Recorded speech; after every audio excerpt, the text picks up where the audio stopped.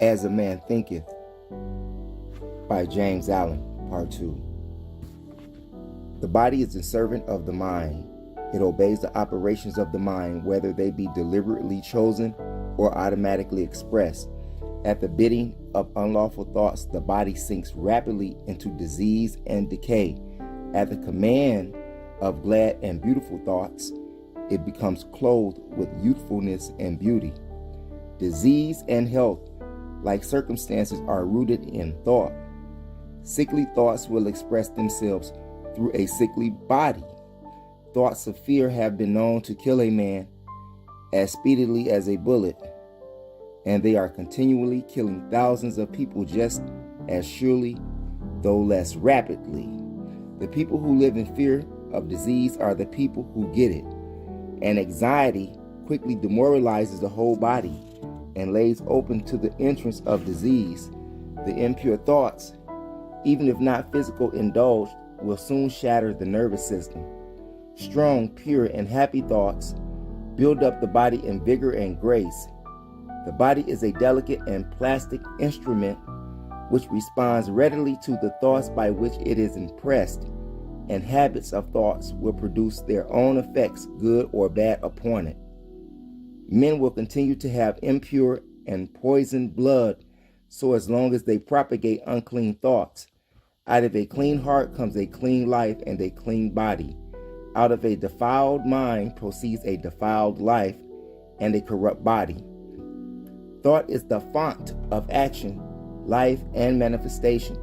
Make the foundation pure, and all will be pure. Change of diet will not help a man who will not change his thoughts. When a man makes his thoughts pure, he no longer desires impure food. Clean thoughts make clean habits. The so-called saint who does not wash his body is not a saint.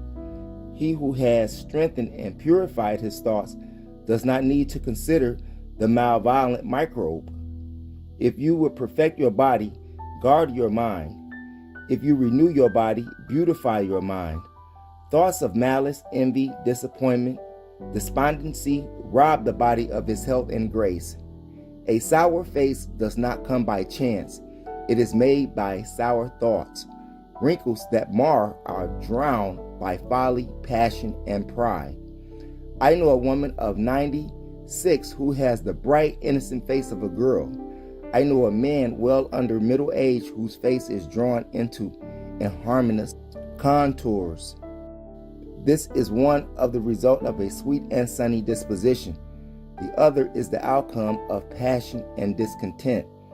As you cannot have a sweet and wholesome abode unless you admit the air and sunshine freely into your rooms, so a strong body and a bright, happy, or serene countenance can only result from the free admittance into the mind of thoughts of joy and goodwill and serenity.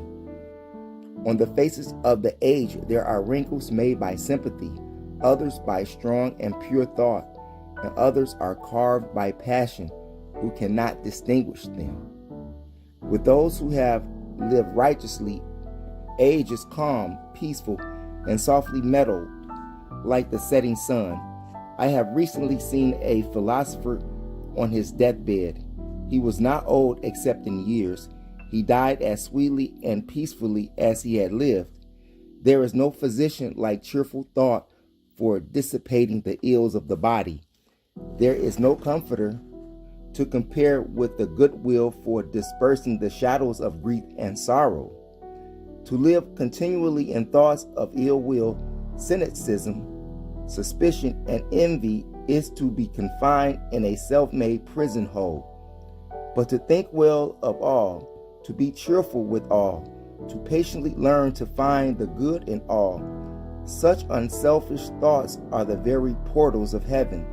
And to dwell day by day in the thoughts of peace toward every creature will bring abounding peace to their possessor. Until thought is linked with purpose, there is no intelligent accomplishment. With the majority of a bark of thought is allowed to drift up upon the ocean of life. Aimlessness is a vice, and such drifting must not continue for him who would steer clear of catastrophe and destruction. They who have no central purpose in their life fall an easy prey to petty worries, fears, troubles, and self-pityings, all of which are indications of weakness, which lead just as surely as deliberately planned sins, though by a different route, to failure, unhappiness, and loss, for weakness cannot persist in a power-evolving universe. A man should conceive of a legitimate purpose in his heart and set out to accomplish it. He should make this purpose the centralizing point of his thoughts. It may take the form of a spiritual ideal, or it may be a worldly object, according to his nature at that time. But whichever it is, he should steadily focus his thought forces upon that object which he has set before him. He should make this purpose his supreme duty and should devote himself to its attainment, not allowing his thoughts to wander away into immaterial fancies, longings, and imaginings. This is the royal road to self-control and true concentration of thoughts. Even if he fails again and again to accomplish his purpose, as he necessarily must until weakness is overcome, the strength of character gained will be the measure of his true success, and this will form a new starting point for future power and triumph. Those who are not prepared for the apprehensions of a great purpose should fix their thoughts upon the faultless performance of their duty, no matter how insignificant the task may appear. Only in this way can the thoughts be gathered and focused, and resolution and energy be developed, which being done, there is nothing which may not be accomplished. The weakest soul, knowing its own weakness and believing this truth, that strength can only be developed by effort and practice, will, thus believing, at once being to exert itself, and adding effort to effort, patience to patience, and strength is strength, will never stop to develop and will at last grow divinely strong. As a physically weak man can make himself strong by careful and patient training, so the man of weak thoughts can make them strong by exercising himself in right thinking.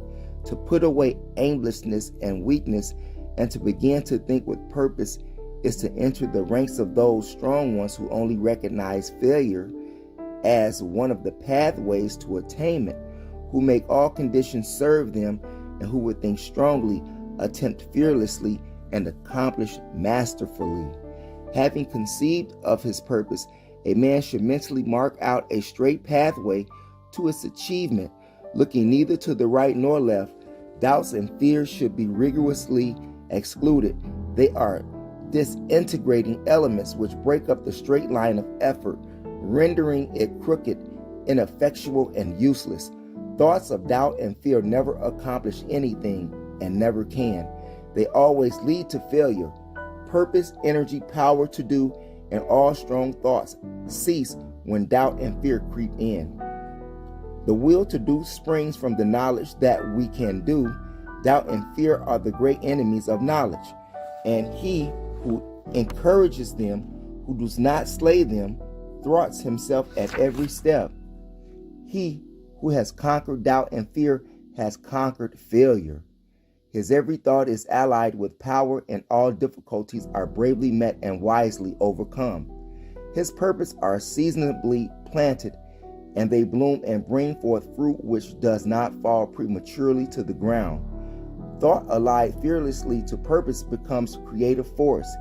He who knows this is ready to become something higher and stronger than a mere bundle of wavering thoughts and fluctuating sensations. He who does this has become the conscious and intelligent wielder of his mental powers. All that a man achieves and all that he fails to achieve is the direct result of his own thoughts. In a justly ordered universe where loss of equipoise would mean total destruction, individual responsibility must be absolute. A man's weakness and strength, purity and impurity are his own and not another man's. They are brought about by himself and not by another, and they can only be altered by himself, never by another. His condition also is his own, and not another's man's. His suffering and his happiness are evolved from within. As he thinks, so is he. As he continues to think, so he remains. A strong man cannot help a weaker unless the weaker is willing to be helped, and even then the weak man must become strong of himself. He must, by his own efforts, develop the strength which he admires in another. None but himself can alter his condition. It has been usual for men to think and to say, many men are slaves because one is an oppressor. Let us hate the oppressor. Now, however, there is among an increasing few of tendency to reserve this judgment and to say, one man is an oppressor because many are slaves. Let us despise the slaves. The truth is that oppressor and slave are cooperators in ignorance, and while seeming to afflict each other, are in reality afflicting themselves. A perfect knowledge perceives the action of law and the weakness of the oppressed and the misapplied power of the oppressor. A perfect love, seeing the suffering that both states entail, condemns neither. A perfect compassion embraces both oppressor and oppressed. He who has conquered weakness and has put away all selfish thoughts belongs neither to oppressor nor oppressed. He is free. A man can only rise, conquer, and achieve by lifting up his thoughts. He can only remain weak and abject and miserable by refusing to lift up his thoughts. Before a man can achieve anything, even in worldly things, he must lift his thoughts above slavish animal indulgence. He may not, in order to succeed, give up all animality and selfishness by any means, but a portion of it must at least be sacrificed. A man whose first thought is best indulgence could neither think clearly nor plan methodically. He could not find and develop his latent resources and would fail in any undertaking. Not having commenced to manfully control his thoughts, he is not in a position to control affairs and to adopt serious responsibilities. He is not fit to act independently and stand alone, but he is limited only by the thoughts which he chooses. There can be no progress, no achievement without sacrifice, and a man's worldly success will be in the measure that he sacrifices his confused animal thoughts and fixes his mind on the development of his plans and the strengthening of his resolution and self-reliance. And the higher he lifts his thoughts, the more manly, upright, and righteous he becomes, the greater will be his success, the more blessed and enduring will be his achievements. The universe does not favor the greedy, the dishonest, the vicious, although on a mere surface it may sometimes appear to do so. It helps the honest, the magnanimous, the virtuous. All the great teachers of the ages have declared this thing in varying forms, and to improve and know it, a man has but to persist in making himself more and more virtuous by lifting up his thoughts. Intellectual achievements are the result of thought consecrated to the search for knowledge or for the beautiful and true in life and nature. Such achievements may be sometimes connected with vanity and ambition, but they are not the same outcome of those characteristics. They are the natural outgrowth of long and arduous effort and of pure and unselfish thoughts. Spiritual achievements are the consummation of holy aspirations. He who lives constantly in the conception of noble and lofty thoughts, who dwells upon all that is pure and unselfish, will, as surely as the sun reaches its zenith and the moon its full, become wise and noble in character and rise into a position of influence and blessedness. Achievement of whatever kind is the crown of effort, the diadem of thought.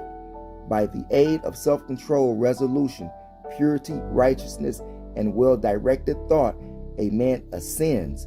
By the aid of animality, indolence, impurity, corruption, and confusion of thought, a man descends.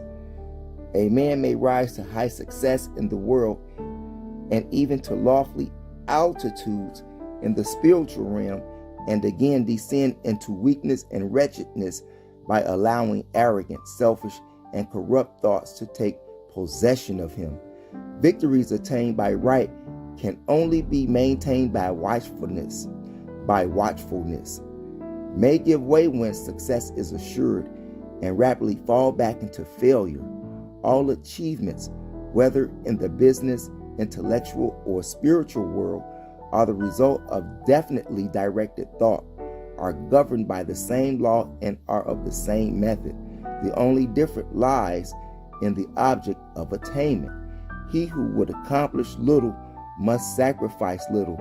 He who would achieve much must sacrifice much. He who would attain highly must sacrifice greatly. The dreamers are the saviors of the world. As the visible world is sustained by the invisible, so men, through all of their trials and sin or sordid vocations, are nourished by the beautiful visions of their solitary dreamers. Humanity cannot forget its dreamers. It cannot let their ideas fade and die. It lives in them. It knows them as the realities which it shall one day see and know. Composer, sculptor, painter, poet, prophet, sage, these are the makers of the afterworld, the architects of heaven. The world is beautiful because they have lived. Without them, laboring humanity would perish. He who cherishes a beautiful vision, a lofty ideal in his heart, will one day realize it. Columbus cherished a vision of another world, and he discovered it. Copernicus fostered the envision of a multiplicity of worlds and a wider universe, and he revealed it. Buddha beheld the vision of a spiritual world of stainless beauty and perfect peace, and he entered into it. Cherish your visions, cherish your ideas, cherish the music that stirs in your heart, the beauty that forms in your mind, the loveliness that drapes your purest thoughts, for out of them will grow all delightful conditions, all heavenly environments. Of these, if you but remain true to them, your world will at last be built. To desire is to obtain, to aspire is to achieve. Shall man's basest desires receive the fullest measure of gratification, and his purest aspirations starve for lack of sustenance? Such is not the law. Such a condition of things can never obtain. Ask and receive. Dream lofty dreams. As you dream, so shall you become. Your vision is the promise of what you shall one day be. Your idea is the prophecy of what you shall at last unveil. The greatest achievement was at first and for a time a dream. The oak sleeps in the acorn.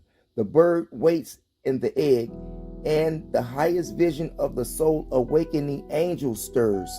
Dreams are the seedings of realities. Your circumstances may not be uncongenial, but they shall not long remain so if you but perceive an ideal and strive to reach it. You cannot travel within and stand still without. Here is a youth hard pressed by poverty and labor, confined long hours in an unhealthy workshop, unschooled and lacking all the arts of refinement, but he dreams of better things. He thinks of intelligence, of refinement, of grace and beauty. He conceives of, mentally builds up an ideal condition of life. The vision of a wider liberty and a larger scope take possession of him. Unrest urges him to action, and he utilizes all of his spare time and means, small though they are, to the development of his latent powers and resources. Very soon, so altered has his mind become that the workshop can no longer hold him. It has become so out of harmony with his mentality that it falls out of his life as a garment like cast aside. And with the growth of opportunities which fit the scope of his expanding powers, he passes out of it forever. Years later, we see this youth as a full-grown man. We find him a master of certain forces of the mind, which wields with worldwide influence and almost unequaled power. In his hands, he holds the cords of gigantic responsibilities. He speaks, and lo, lives are changed. Men and women hang upon his words and are remold their characters, and sunlight, he becomes the fixed and luminous center around which innumerable destinies revolve. He has realized the vision of his youth. He has become one with his ideal. You too, youthful reader, will realize the visions, not the idle wish of your heart, but it be base or beautiful or a mixture of both. For you will always gravitate toward that which you secretly most love. Into your hands will be placed the exact results of your own thoughts. You will receive that which you earn, no more, no less. Whatever your present environment may be, you will fall, remain, or rise with your thoughts, your visions, your ideal. You will become as small as your controlling desire, as great as your dominant aspirations, in the beautiful words of Stanton Kirkman Davis. You may be keeping accounts, and presently you shall walk out of the door that for as long has seemed to you the barrier of your ideas, and shall find yourself before an audience, the pen still behind your ear, the ink stains on your fingers, and then and there shall pour out the torrent of your inspiration. You may be driving sheep, and you shall wander to the city. Bukolak, an open mouth, shall wander under the intrepid guidance of the Spirit into the studio of the Master, and after a time he shall say, I have nothing more to teach you. And now you have become the Master, who did so recently dream of a great things while driving sheep. You shall lay down the saw and the plane to take upon yourself the regeneration of the world. The thoughtless, the ignorant, and the indolent, seeing only the apparent effects of things and not the things themselves, talk of luck, of fortune, and chance. Seeing a man grow rich, they say, how lucky he is. Observing another become intellectual, they exclaim, how highly favored he is. And noting the saintly character and wide influence of another, they remark, how chance aids him at every turn. They do not see the trials and failures and struggles which these men have voluntarily encountered in order to gain their experience, have no knowledge of these sacrifices they have made, of the undaunted efforts they have put forth, of the faith they have exercised, that they might overcome the apparently insurmountable and realize the visions of their heart. They do not know the darkness and the heartaches. They only see the light and the joy and call it luck. Do not see the long and arduous journey, but only behold the pleasant goal and call it good fortune. Do not understand this process, but only perceive the result and call it chance. In all human affairs, there are efforts and there are results, and the strength of the efforts is the measure of the result. Chance is not. Gifts, powers, materials, intellectual, and spiritual possessions are the fruits of effort. They are thoughts completed, objects accomplished, visions realized. The visions that you glorify in your mind, the idea that you enthrone in your heart, this you will build your life by. This you will become. Calmness of the mind is one of the beautiful jewels of wisdom. It is the result of long and patient effort and self-control. Its patience is an indication of ripened experience and of a more than ordinary knowledge of the laws and operations of thought. A man becomes calm in the measure that he understands himself as a thought-evolved being, for such knowledge necessitates the understanding of others as the result of thought, and he develops a right understanding and sees more and more clearly the internal relations of things by the actions of cause and effect. He ceases to fuss and fume and worry and grieve, and remains poised, steadfast, and serene. The calm man, having learned how to govern himself, knows how to adapt himself to others, and they, in turn, reverence his spiritual strength and feel that they can learn of him and rely upon him. The more tranquil a man becomes, the greater is his success, his influence, his power for good. Even the ordinary trader will find his business prosperity increase as he develops a greater self-control and equanimity, for people will always prefer to deal with a man whose demeanor is strongly equable. The strong, calm man is always loved and revered. He is like a shade-giving tree in a thirsty land, or a sheltering rock in a storm. Who does not love a tranquil heart, a sweet-tempered, balanced life? It does not matter whether it rains or shines, or what changes come to those possessing these blessings, for they are always sweet, serene, and calm. That exquisite poise of character, which will call serenity, is the last lesson of culture. It is the flowering of life, the fruitage of the soul. It is precious as wisdom, more to be desired than gold, yea, than even fine gold. How insignificant mere money-seeking looks in comparison with the serene life, a life that dwells in the oceans of truth, beneath the waves, beyond the reach of tempest, in the eternal calm. How many people we know who sour their lives, who ruin all that is sweet and beautiful by explosive tempers, who destroy their opposing character and make bad blood. It is a question whether the great majority of people who do ruin their lives and mar their happiness by lack of self-control, how few people we meet in life who are well balanced, who have that exquisite poise which is characteristics of the finished character. Yes, humanity surges the uncontrolled passion, is tumultuous with ungoverned grief, is blown about by anxiety and doubt. Only the wise man, only he whose thoughts are controlled and purified, makes the winds and the storms of the soul obey him.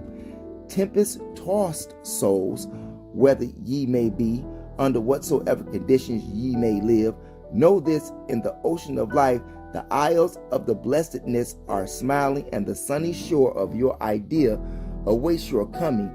Keep your hand firmly upon the helm of thought. In the bark of your soul reclines the commanding master. He does not sleep. Wake him. Self-control is strength. Right thought is mastery. Calmness is power. Say unto your heart, peace, be still.